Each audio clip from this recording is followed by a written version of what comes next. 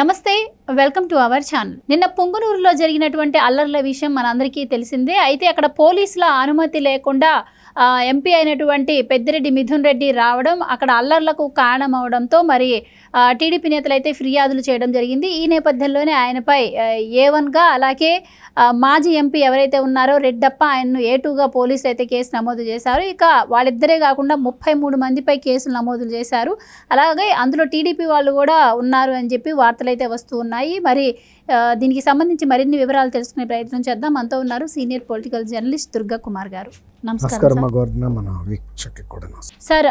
అంటే ఇప్పుడు ఆంధ్రప్రదేశ్లో టీడీపీ పార్టీ విజయం సాధించిన తర్వాత ఈ మిథున్ రెడ్డి, పెద్దిరెడ్డి రామచంద్రారెడ్డి వీళ్ళు ఎవరైతే ఉన్నారో మరి మేము మా నియోజకవర్గంలోకి వెళ్ళలేమో అది ఇదని చెప్తే పోలీసుల అనుమతి తీసుకొని మీరు నియోజకవర్గంలోకి వెళ్ళండి అని చెప్పి క్లియర్గా చెప్పినా కూడా నిన్న ఆయన కావాలని చెప్పి పోలీసులకు ఎలాంటి ఇన్ఫర్మేషన్ ఇవ్వకుండా ఆయన వ్యాన్లో కొన్ని రాడ్లు లాంటి సామాగ్రిని పెట్టుకొని మరీ నియోజకవర్గానికి వచ్చారు. అక్కడ రెచ్చగొట్టే విధంగా మాట్లాడారు. సో ఈ నేపథ్యంలో అక్కడ అల్లర్లు చెలరేగాయి అంటున్నారు. సంబంధించిన గన్మ్యాన్ కూడా కాల్పులు జరిపారు అంటున్నారు.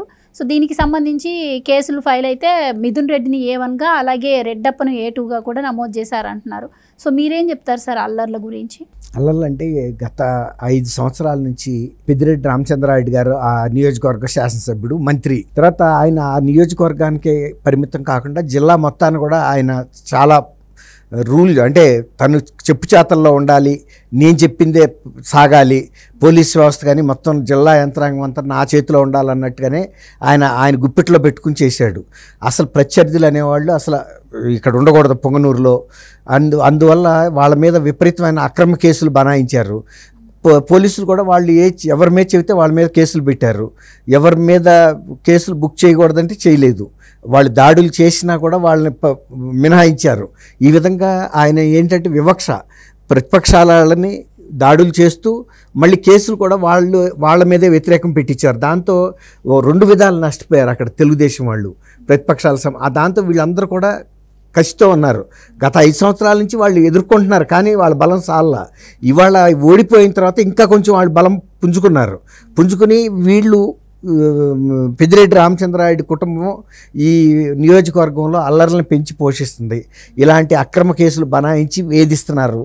వీళ్ళ అధికారాన్ని అడ్డు పెట్టుకుని తిరగబడుతున్నారు. ఇప్పుడు అధికారం పోయింది కాబట్టి పెద్దిరెడ్డి రామచంద్రారెడ్డి గారు కూడా ఇవాళ నియోజకవర్గానికి స్ట్రైట్గా వెళ్ళగలిగిన పరిస్థితి లేదు.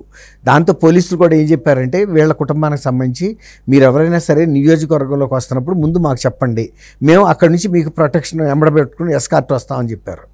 కానీ మిథున్ రెడ్డి గారు తనకు ఎవరికి చెప్పకుండానే తను కావాలని రహస్యంగా పొద్దున్నే 6 గంటలకల్లా చిత్తూరు మాజీ ఎంపీ రెడ్డప్పరెడ్డి గారి ఇంటికి వెళ్ళిపోయాడు. తను సొంతగా ప్రైవేట్ సైన్యాన్ని ఆడ కార్యకర్తలను తెచ్చుకున్నాడు. మారణాయుధాలు, బీర్ బాటిల్స్, రాళ్ళు, తర్వాత ఐరన్ రాడ్స్ ఉన్నాయి కొన్ని. ఇట్లాంటి వెపన్స్తో వచ్చి అంటే తను సొంత మనుషులు తీసుకొచ్చాడు కదా. రెడ్డప్పరెడ్డి గారి ఇంటికి వెళ్ళాడు. ఇంతలోకి మళ్ళీ వీళ్ళే లీక్ చేశారు మిథున్ రెడ్డి అక్కడికి వచ్చాడని. లీక్ చేసి రెచ్చగొడితే వాళ్ళు వస్తే వీళ్ళు ఘర్షణ పడ్డారు. వెళ్ళిపోమని గో బ్యాక్ అని నినాదాలు చేసినా అతను ఇంట్లోంచి బయటికి రాలేదు. తర్వాత ఈ గన్మెన్ వీళ్ళు బయటికి రావటం, ఉద్రిక్త పరిస్థితిలో వాళ్ళు లాఠీ చార్జీలు చేయటం, లైట్గా ఎయిర్లో గన్లు కూడా కాల్చినట్టున్నారు. అది కూడా జరిగిందని విన్నా. అయితే దీంతో ఇంకా తెలుగుదేశం కానీ ఇతర పార్టీల వాళ్ళకి ఎట్లా వచ్చిందంటే ఈ అధికారం కోల్పోయినా కూడా పొంగనూరులో మేమే కింగులు అన్నట్టు వీళ్ళు ప్రవర్తిస్తున్నారు. రెడ్డప్పరెడ్డి ఆయన ఎక్స్-ఎంపీ, ఆయన అసలు ఇక్కడ రాజకీయాలు ఆయనకంటే ఇక్కడ నివాసం ఇక్కడ ఉన్నప్పటికీ కూడా ఆయన చిత్తూరు నుంచి ఎంపీగా ఉన్నాడు గతంలో. ఈసారి మొన్న ఓడిపోయాడు. కొంచెం దాన్ని అడ్డం పెట్టుకుని ఆయన పలకరిస్తానికి అన్నట్టుగా మిథున్ రెడ్డి గారు వచ్చాడు. నిన్న అక్కడ ఘర్షణలు జరిగి కార్లు తగలబెట్టుకోవటాలు ఇవన్నీ కూడా జరిగినాయి, ధ్వంసాలు చేసుకోవటం ఇవన్నీ కూడా. ఇప్పుడు ఈ పోలీసులు అనేది ఏంటంటే మిథున్ రెడ్డి గారు కూడా తప్పు చేశాడు. అసలు మాతో చెప్తే మేము నియోజకవర్గ పరిధిలో నుంచి మేమే వెళ్ళి తీసుకొచ్చేవాళ్ళం. ఆ తర్వాత వీళ్ళని కూడా మేము ముందు నుంచి మేనేజ్ చేసేవాళ్ళం. అంటే ఎవరిని కూడా దగ్గరికి రానివ్వకుండా అవసరమైతే మేము రోడ్లు బ్లాక్ చేసేవాళ్ళం. కానీ ఈయన మాకు చెప్పకుండా వచ్చి వాళ్ళని మళ్ళీ రెచ్చగొట్టే కార్యక్రమం కూడా వీళ్ళే చేసుకున్నారు. అది తీవ్ర ఉద్రిక్త పరిస్థితి వచ్చాక పోలీసులకు తెలియదు మిథున్ రెడ్డప్పరెడ్డి గారి ఇంట్లో ఉన్నాడన్న సంగతి కూడా. ఘర్షణ జరిగి ఇదంతా జరగబట్టి అప్పుడు కూడా వెళ్ళి చెప్పారు మిథున్ రెడ్డితో, నేను మిమ్మల్ని బయటికి తీసుకెళ్ళిపోతాము, మీరు వచ్చేసేయమని.